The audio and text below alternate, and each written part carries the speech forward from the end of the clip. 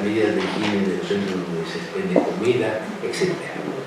Ahora bien, el tema de la corrupción, nosotros pensamos que se puede, esta corrupción intolerable ha tenido a lo largo de los últimos años distintas formas en que las instituciones democráticas han tratado de frenarla. Una de ellas es el Instituto de Transparencia. O sea, dentro de las competencias del Instituto de Transparencia está precisamente el de que el conocer todo lo que sucede dentro de los órganos del gobierno implica un control indirecto de los servidores públicos que trabajan en ellos. Es decir, la idea del Instituto de Transparencia es no de una coacción directa, pero sí de una observación clara, precisa, para saber dónde puede haber desviaciones dentro del Estado de Derecho, muy especialmente en los temas económicos. Y ese es el motivo por el cual hemos invitado al señor comisionado Oscar Rafort, porque a lo largo de varios años ya hemos tenido la experiencia del conocimiento profundo que tiene de la materia en la legislación respectiva y sobre todo la experiencia profesional en esta materia. Y también habíamos invitado a nuestro amigo, profesor de esta facultad, para que participara con nosotros Santiago Nieto, pero ya nos ha dado la explicación la licenciada Nava de que fue citado por el presidente de la República y que no podrá acompañar. El tema que era que la gran corrupción se puede detectar por vías fiscales, y este era uno de los temas que queríamos tratar en esta mañana, ¿no? ¿Qué es lo que se está haciendo para que estos grandes defraudadores fiscales sean debidamente primero encontrados y después sancionados? Yo le pedí a mi amigo Flavio Galván, cosa que le agradezco que haya aceptado esta invitación. Flavio Galván, pues no hace falta que lo presentemos dentro de una facultad de Derecho, no es en el posgrado, él es profesor de la Universidad de la Facultad hace muchas décadas, fue presidente del Tribunal Electoral del Poder Judicial de la Federación y realmente es uno de los mexicanos que más conocimiento tiene precisamente de estos temas, ¿no? De los temas que tienen que ver con el comportamiento de la élite política. Recordemos que durante un tiempo se empezó a atajar estos canales de corrupción a través precisamente de una normatividad muy estricta para la participación política de aquellos que quisieran llegar a ser gobernantes. Ahora bien, el tema también es inquietante debido a que también periodistas y analistas han considerado que un triunfo con una diferencia de votos tan amplia entre el primero y el segundo lugar como candidato a la presidencia de la República da una legitimidad absoluta. Y esto nosotros nos dedicamos al análisis de los estudios teóricos y académicos en materia del Estado de Derecho democrático, sabemos que no es así. O sea, la legitimidad de un orden democrático se encuentra en la Constitución. Ahí está la voluntad soberana del pueblo, como claramente se expresa en el artículo 40 de la Constitución Política Mexicana. Esa es la voluntad soberana del pueblo. Ahora, desde luego ustedes me podrán decir que el problema es que en México hay muy poco respeto por la Constitución desde hace muchas décadas. Ejemplo de ello es la cantidad de reformas que se han dado a lo largo de su vigencia, que ya se volvió hasta tema de análisis de muchos académicos, en donde se discute para saber cuál es el número preciso de reformas que se han hecho al orden constitucional, y se hablan de 1000, se hablan de 700, de 900, en fin.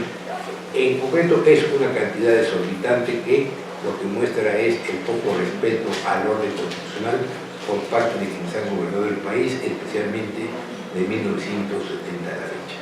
Sin embargo, es una concepción teórica. O sea, si no hay este elemento de la voluntad general manifestada como teoría, como razón práctica en la Constitución, simple y sencillamente no hay democracia. O sea, la democracia y la soberanía se vinculan a esta legitimidad que da la Constitución. El segundo tema es el del pueblo cuantificable, el de los votos, el del pueblo de ciudadanos que van y emiten su voto en cada elección, y en este caso, en la elección del 2018, eligen al presidente de la República, una persona con una diferencia muy marcada de votos en relación a los otros candidatos. Esto lo que da es legalidad y legitimidad al gobernante, pero el gobernante tiene que gobernar dentro de los cauces que le marca, dentro del marco que le da el orden constitucional y las leyes lógicamente que emanan de dicha Constitución. Este es el otro punto de preocupación. si legitimidad en las urnas es suficiente como para tomar medidas que afectasen el orden jurídico o que afectasen los principios básicos o esenciales de la libertad en un régimen democrático. Dicha esta parte introductoria, yo sí le quisiera pedir a nuestro amigo Óscar Mauricio Guerra Fort que nos exponga sus criterios sobre este tema. Si me permite tratar una pequeña semblanza del maestro Óscar Mauricio Guerra Fort. Él es maestro, cuenta con la licenciatura en Economía y Maestría en Ciencias Económicas por la Facultad de Economía de la Universidad Nacional Autónoma de México, además de un diplomado en Economía Matemática y estudios de licenciatura en Sociología por la UNAM. Profesor asociado de tiempo completo definitivo con licencia sin goce de sueldo en la Facultad de Economía de la UNAM, en la cual tiene una experiencia de más de 34 años. Distinguido en el año 2000 con el Premio Universidad Nacional a Jóvenes Académicos. Hasta el año 2004 se desempeñó como asesor de la Unidad de Coordinación con actividades federativas de la Secretaría de Hacienda y Crédito Público, en donde desarrolló principalmente trabajos de análisis sobre la elaboración y características de las transferencias de recursos federales a estados y municipios. Participó en la elaboración del diagnóstico para la Convención Nacional Asamblearia sobre el tema de transparencia y rendición de cuentas en materia fiscal, presidente de 2010 a 2011 de la Conferencia Mexicana para el Acceso a la Información Pública, organismo que agrupó a todos los órganos garantes de transparencia y acceso a la información pública en México, incluido el federal. Ha colaborado con la columna Arco de Cristal del periódico Universal con 35 artículos cuyos contenidos hacen referencia a temas de actualidad en materia de transparencia, acceso a la información, rendición de cuentas y protección de datos personales. Actualmente laboró con una columna en el periódico El Financiero. Participante como conferencista en más de 200 seminarios, talleres y congresos a nivel nacional y 40 a nivel internacional. Ha realizado más de 23 publicaciones en libros, ensayos, memorias y revistas científicas sobre el tema de transparencia y acceso a la información pública. Coordinador de otros libros relativos al tema de transparencia y acceso a la información pública, y de marzo de 2006 a mayo de 2014 se desempeñó como comisionado ciudadano presidente del Instituto de Acceso a la Información Pública y Protección de Datos Personales del Distrito Federal. En mayo de 2014 recibió un nombramiento por parte del Senado mexicano como comisionado del Instituto Federal de Acceso a la Información y Protección de Datos IFAI, actualmente Instituto Nacional de Transparencia, Acceso a la Información y Protección de Datos Personales, INE. Maestro, tiene usted la palabra. Muchísimas gracias por participar con nosotros. Bueno, muy buenos días a todos ustedes en esta mañana en la UNAM. Siempre para mí es un rato regresar, y considero que será mi casa. Aquí he desarrollado estudios de economista, una maestría, la carrera de sociología, pero de ciencias políticas. Ahora es la escuelita que llaman de derecho. Por las ciencias políticas nos mandaron 3 hijos, nos mandaron a la nueva parte de la UNAM, allá por los años. Esto siempre me trae nuestros recuerdos, y aparte pues también para no quedarme sin cojo, digamos, o con un pie. Estoy estudiando la carrera de Derecho, pues abierta, que felicito a la facultad. Nos trae durísimo, durísimo, creo que ha sido para ser escolarizado, pero bien, ahí vamos casi ya a la mitad de la carrera, por lo cual todavía no soy abogado, pero considero ser economista en el sentido dedicado, como dicen mis amigos, a la transparentología o al tema de la transparencia y el acceso a la información. Yo lo que preparé para el día de hoy está basado un poco en el título de la mesa de hoy, el panel de hoy, y que, entiendo, es un título que se está repitiendo o llevando a cabo, más que repitiendo, en varias entidades del país. Sé que estuve en Guanajuato la semana pasada, hoy aquí, y sé que están planeadas otro tipo de cuestiones para, me imagino, como siempre, terminar en un proyecto editorial. Creo que el tema, pues, es el tema, causas y efectos jurídicos del viraje electoral de la democracia. Yo, en primera cuestión, diría causas y efectos jurídicos del nuevo gobierno, porque el viraje, pues, sí, vamos, hay un viraje, pero cuando uno, pues, alguien diría un viraje para bien o para mal. Yo creo que está por viraje, a lo mejor le da una palabra, de otro tipo de connotación, ¿no? De un cambio electoral, evidentemente, ¿sí? contra la democracia, y también esa parte de contra la democracia lleva una afirmación de inicio, como si el haber ganado con un margen tan alto, pues ya, yo no digo que no pueda ser así, pero ya desde el principio, pues ya estamos casi dando, como dicen, como las encuestas, ¿no? Pues ya sabemos qué va a ganar, pues aquí ya también sabemos cuál va a ser la conclusión, que el viraje presidencial va en contra de la democracia pluripartidista en México. Bueno, simplemente para recordar algunos datos de dónde estamos, digamos, ahora y de lo que sucedió, ¿sí? Digamos, que todos conocemos. Pues la elección del 2018 es una elección, y esto yo se lo decía a Lorenzo, pues siempre van a decir lo mismo, Lorenzo, cada 6 años van a decir que es la elección más grande que ha tenido el país, pues evidentemente pues va creciendo el número de electores en ese sentido, pero bueno, sí nos da una idea de que, digamos, para la elección teníamos 88 millones de mexicanos, de una población 115, 120, digamos, que tendrá el país, que es la más grande de la historia, ¿no? La lista nominal más grande, de los cuales votaron el 56.4 millones, que es un porcentaje al histórico mexicano alto.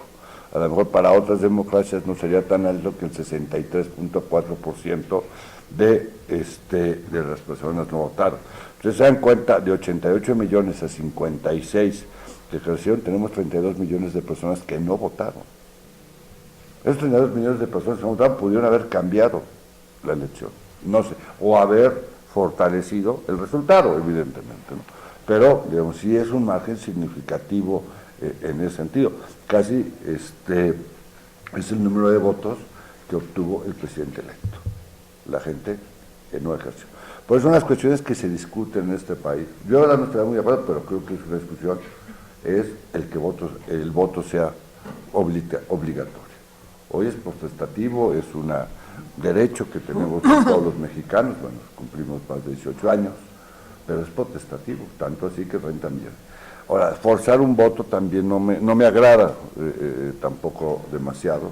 Yo me iría más por seguir convenciendo. Yo sé que las instituciones electorales en este país han hecho un papel muy bien, pero creo que falta reforzarlo en otras áreas, sobre todo la parte educativa en ese sentido.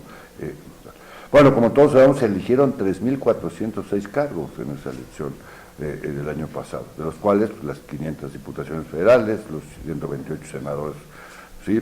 972 diputaciones locales, se renovaron 8 gobernaturas y la jefatura del gobierno de la Ciudad de México, y además también se renovaron 1.596 presidencias municipales, más de la mitad de los municipios del país, 24 juntas municipales, 16 alcaldías, o sea, las de la Ciudad de México, y 160 concejales. O sea, una elección, digamos, la más grande por el número, digamos, de votantes, que vuelvo a decir, eso va a ser inercial siempre en ese sentido, pero también por el número de cargos de representación.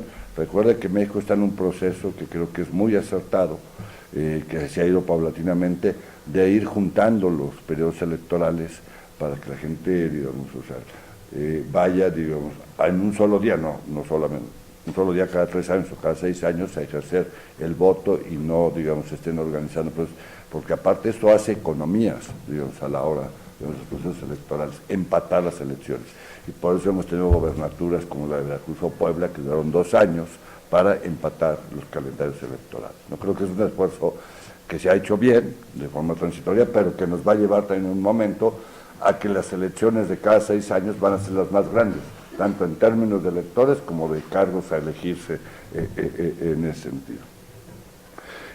Simplemente decir que del 2017, cuando iniciaron las campañas de octubre a julio de 2018, los mexicanos recibimos 60 millones de mensajes, 60 millones de mensajes de los candidatos en radio y televisión, ¿sí? Nada más, 60. O sea, quien diga que no hay un espacio para los partidos posesiones, ahora obviamente son muy pequeños en sus mensajes, pero 60 millones. Y decirles que el costo de la elección, digamos, del año pasado, ¿sí? Según datos del INE, lo que toca financiar a partidos políticos, el financiamiento que por ley se le da a los partidos, la organización de los comicios que hace el propio INE y a veces con los, o también los institutos electorales locales, los OPLES, como se llama ahora, y el gasto de las diversas autoridades electorales, nos dan un total de 33,000 millones de pesos. Eso costó la elección en este país. ¿Sí? La otra cuestión es que, digamos, lo que sí vimos es que tenemos un avance muy importante ya en lo que es la organización electoral, este tipo de cuestiones, en el desarrollo de la jornada electoral. Digamos, creo que no estuvo acompañada, solo algunas cuestiones marginales, pero que evidentemente, digamos, ya México, se puede decir, tiene una institución, o las instituciones electorales adecuadas, con sus autonomías adecuadas, para llevar a cabo, digamos, la elección y que los votos cuenten y se cuenten bien. En eso creo que no hay ninguna duda. Además de, como ya se decía por el doctor Piñeiro, quien aprovecho para agradecer la amable invitación ahora y a otros eventos que hemos organizado junto con él, en el sentido que podamos estar aquí el día de hoy. Como ya lo decía el doctor Piñeiro, también evidentemente parte de que no hubo, digamos, conflictos postelectorales es que el candidato, digamos, a la presidencia ganó con el 53.19. ¿Sí? Aquellos que cuestionaban en algún momento la posibilidad que México hubiera una segunda vuelta, pues no lo hubiera habido. En este caso, aunque estuviera legislada, porque ganó más con más del 50%, ¿no? de los votos, en el sentido, que no es una mala opción la de la segunda vuelta, como se ve, porque bueno, ahora sucedió esto, pues no sabemos qué puede suceder, y en las pasadas, si nos vamos, quitamos esta, digamos, de la muestra o del análisis, en todas las pasadas sí hubiera habido segunda vuelta, en ese sentido, y a lo mejor pues, las alianzas entre partidos, eso hubiera sido, digamos, a lo mejor interesante. Bueno, como ya lo citaba también el doctor Piñeiro, y también agradezco de una vez, porque no se vaya a ir, pues a nuestro anfitrión, al doctor Armando Soto Flores, el que nos reciba aquí en el posgrado de la Facultad de Derecho, y que, como ya se dijo, se dé su tiempo para poder estar presente con nosotros. Y también, pues evidentemente, a Flavio, que ya tenemos el honor de conocer, pues que también se incorpora, bueno, está en la mesa y ya escucharemos sus interesantes comentarios, padre, con toda la experiencia del Tribunal Electoral, nada más de una de las autoridades fundamentales, digamos, en estos cambios de la democracia y de que en México podamos decir ya hoy que sí tenemos una democracia electoral. No sé si de contenidos, pero a mí me queda claro que una democracia electoral sí tenemos en ese sentido. Bueno, simplemente recordar lo que dice el artículo 41 de la Constitución, que en nuestro país el poder político lo ejerce el pueblo, pero lo dice claramente porque hoy se está como un poco a discusión esto de si va a haber una democracia vía los representantes populares, senadores, diputados, locales, federales, o todo va a ser vía la consulta directa al pueblo. En ese sentido. El artículo 41 habla de que el poder político lo ejerce el pueblo, pero no de forma directa, sino por medio de sus gobernantes representantes que son elegidos libremente por medio del sufragio universal. Me pregunto, por ejemplo, si el aeropuerto se hubiera discutido en la Cámara de Diputados, lo digo en la Cámara de Diputados porque son esto más de tipo de ejercicio de gasto, más que en senadores, y si hubiera sacado, pero finalmente ahí no se discutió el asunto, se discutió en una encuesta, digamos, que se hizo y se tomó una decisión en base a la gente que quiso y participó y se dieron los resultados. Entonces, ahora, yo no creo, digamos, que lo que creo es que sí debe ser regulado, en ese sentido, porque si no se vuelve muy discrecional. Hay una regulación en nuestro país para llevar a cabo este tipo de consultas o referéndums, pero creo, como están ahorita planteados, tienen que estar ligadas a un proceso electoral, lo cual me lleva a que debe ser 3 años cada 6, y creo que al de la presidencia nada más. Entonces me lleva a que sean cada 6 años, en ese sentido. Y se deben cumplir una serie de requisitos en ese sentido. Creo que ahí sí se podría avanzar para regular, pero también regular perfectamente cuál va a ser la relación entre estas consultas, referéndums, como se llaman llamar, ¿sí?, con también el poder de decisión que tiene el Congreso en los temas que le atacan, ¿sí?, en ese sentido, o si van a ser vinculantes, digamos, desde el resultado inicial. Creo que es un tema a revisar, porque hoy lo que tenemos es que no tenemos la mayor certidumbre sobre el asunto. Acaba de estar la consulta también de la termoeléctrica en Morelos, tiene un resultado favorable, con un margen muy estrecho y con una serie de incidentes, entre ellos pues el asesinato, no tengo paz, según se dice que fue por otros motivos, de un líder opositor, digamos, a la construcción de la termoeléctrica, o al funcionamiento más bien de la termoeléctrica. Entonces, creo que es un asunto, digamos, para poder, y si es necesario, yo creo que es necesario reformar la Constitución, yo sé como dice que ya está muy parchada, etcétera, etcétera. Bueno, al propio presidente le preguntaron el día del aniversario de la Constitución, bueno, que le preguntaron, se refirió que para él sería importantísimo o lo deseable un cambio de Constitución, pero que consideraba que su sexenio no le daba en ese sentido y se iba, digamos, a dejarlo a puras reformas en ese sentido, pero que sí él planteaba que en el mediano plazo, casi como aventándole el bote al que venga, a pensar, digamos, en una refundación, en una nueva Constitución, que podrá retomar mucho. Ahora, la Constitución, he leído a algunos profesores aquí de estudios de ciencias jurídicas, tiene que ser reordenada cuando menos, diputados, etcétera, presidentes municipales, etcétera, presidente, y también cómo se va a hacer esto de las consultas y qué carácter va a tener, digamos, de esta democracia representativa o de esta democracia directa. Yo creo que no forzosamente tienen que ser una o la otra, porque eso es luego a la que se nos lleva, decir, no, la democracia ya es la que dice la Constitución, es la representativa y ahí se tienen que tomar decisiones, no puede haber una democracia directa. Yo creo que para algunos temas, algunas cuestiones, es hasta indicado. Sabemos que vendrá uno a la mitad de sexenio, esté o no esté regulado el asunto, porque eso sí nos ha dejado claro que lo va a hacer, porque ya se echó tres, ¿sí? La del aeropuerto, la del Tren Maya y ahora la de la termoeléctrica, es la de revocación o no de mandato. Yo creo que es un momento en que mejor plantear, porque vivimos un poco en incertidumbre jurídica en ese sentido, ¿sí? Y tiene a ser, aunque sea con la mejor intención, tiende a ser un sospechosismo o discrecional. O sea, ¿qué se consulta, qué no se consulta, cómo se consulta? Una serie de cuestiones. Creo que hoy lo que tenemos en la Constitución no está acorde a la nueva realidad del país. Tenemos que modificar ese asunto que permita así poder convivir la democracia representativa con la democracia directa, digamos, de las personas.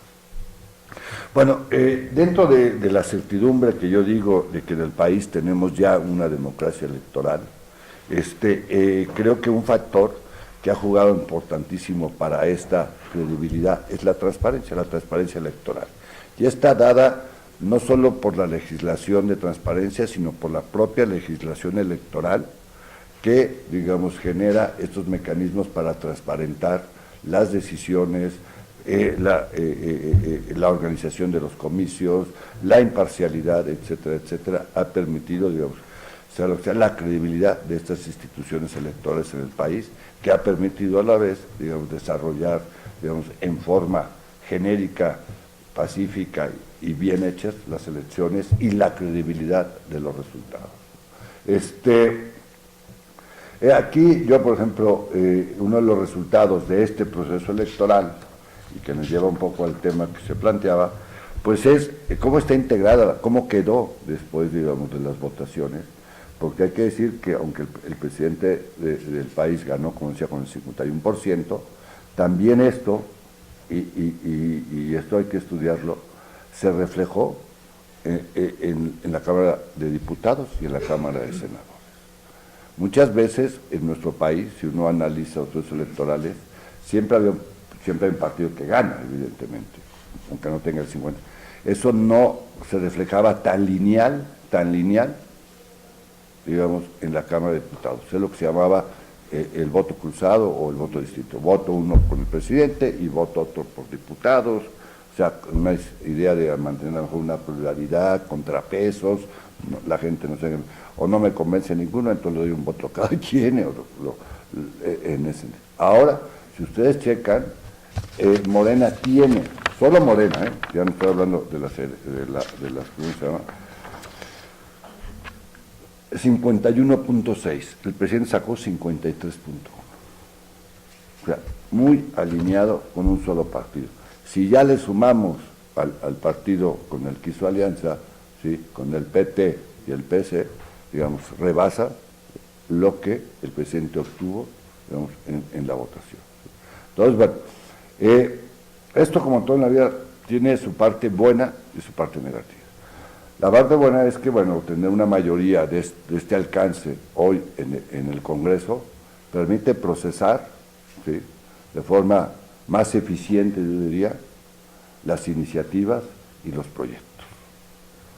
Pero también tiene el riesgo que si esos proyectos o esas iniciativas no son las mejores o las más correctas, pues también tiende, digamos, a procesar cuestiones que a lo mejor no se van a ventilar, etcétera, etcétera.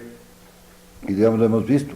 Pero ahora me llama la atención, y bueno, estoy hablando de la Cámara de Diputados, pues vamos a la Cámara de Senadores, donde ahí la representación de Morena es un poco menor, ¿sí?, de 46.1, solo de Morena. Ya si le sumamos el PT y al PES, más o menos llega a la votación que tuvo López Obrador.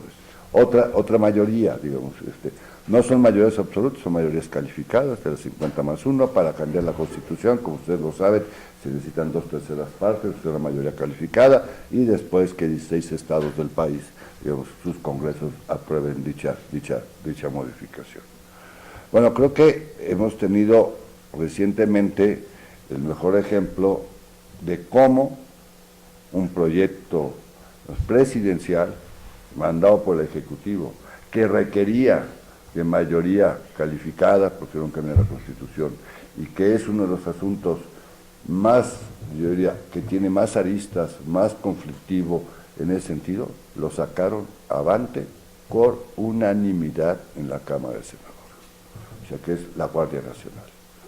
Ustedes recuerdan la ley anterior de la Seguridad Nacional, no las voy a comparar ni mucho menos, no es lo que vine yo, simplemente son temas similares, ¿sí?, con ópticas, yo diría, distintas, pero aunque no lo crean, con cosas, algunas también muy similares, porque no se trata más de cambiarle el nombre, sino de lo que está detrás, o digamos de lo que se está modificando.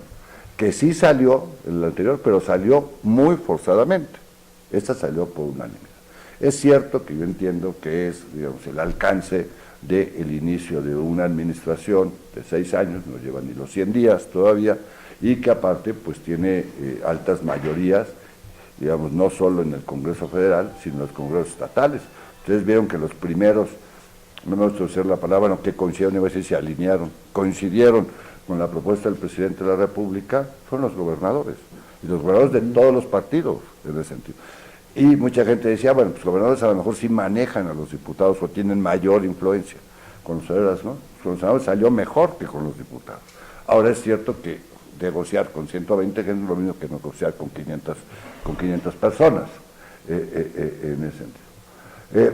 Entonces, a esta pregunta que nos hacemos, o sea, de que el viraje va en contra del asunto de los pluripartidos, pues yo creo, por ejemplo, lo decía, lo bueno es que esa iniciativa salió, no la voy a calificar en ese sentido, sino finalmente se tendrán que ver los resultados de la misma.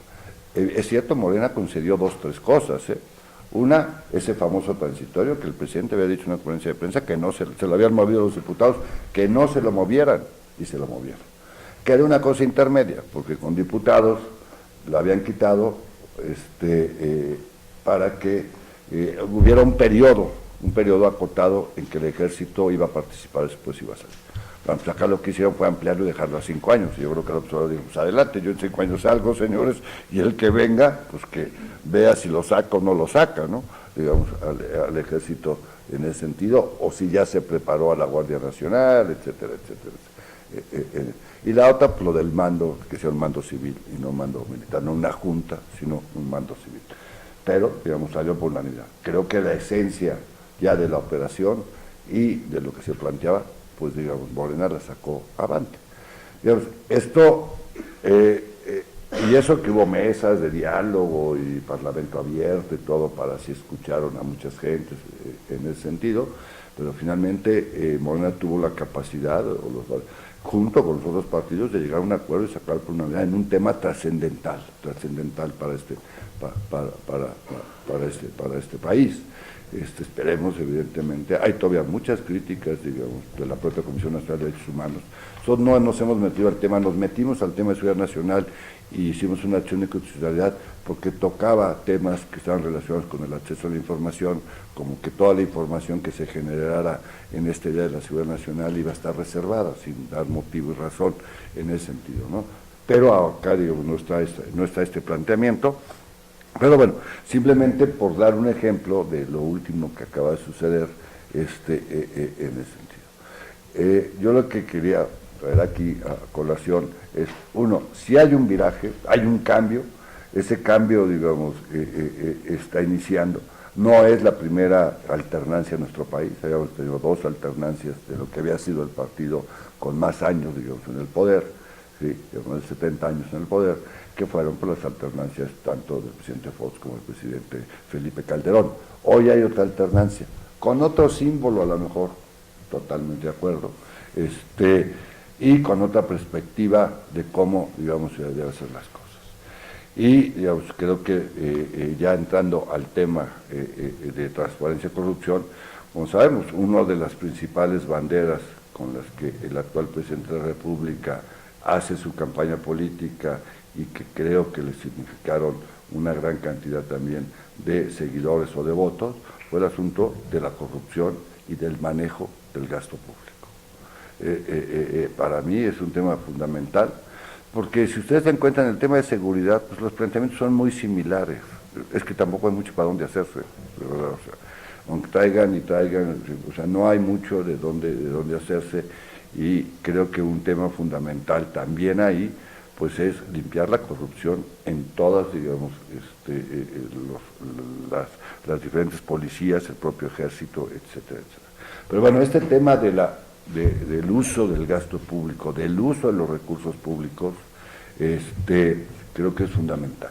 Y dentro de sus cambios jurídicos que él ha enviado al Congreso y que se han aprobado, pues es obviamente una parte, yo diría, se llama política de austeridad, así es, una política de austeridad republicana, como la denomina, pero cuando uno oye austeridad como economista, uno cree que se va a reducir el gasto, o sea, voy a gastar menos, austero es gastar menos, y ese no es el caso.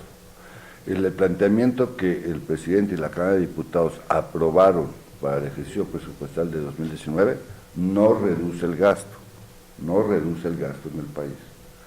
Entonces, ¿cuál es la austeridad? No, lo que se refiere es a una reorientación del gasto público en nuestro país.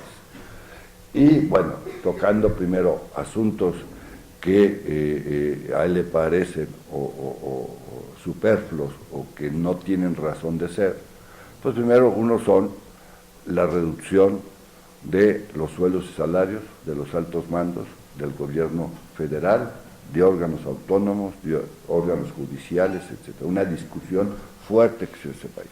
¿Es mucho el dinero que se ahorra o que hay ahí? No, digamos, no significa ni el 10% de lo que él requiere, que son 50,000 billones de pesos para los diversos proyectos que quiere desarrollar. Pero políticamente y mediáticamente significa muchísimo. Poniendo él, digamos, y esta es una cuestión que también a veces preocupa, es un estilo, como decía Echeverría, personal de gobernar, poniéndose él siendo el primero, diciendo el presidente va a ganar 108,000 pesos y nadie puede ganar más que él. ¿Sí? Yo, cuando yo trabajé en Hacienda, teníamos una discusión similar, porque algunos funcionarios, no sé si ganaban más que el presidente, y eran bastantes. Estoy hablando de la época de Vicente Fox, estuve en Hacienda en esa época, y entonces el secretario de Hacienda, Gil, cuando le plantearon el programa que era anticonstitucional, que había como 200 funcionarios o más, ya no me acuerdo, y entonces dijo, pues ¿qué hacemos? Pues muy fácil, suban el sueldo al presidente, se acabó el problema, pues, yo no voy a... el punto, ¿no?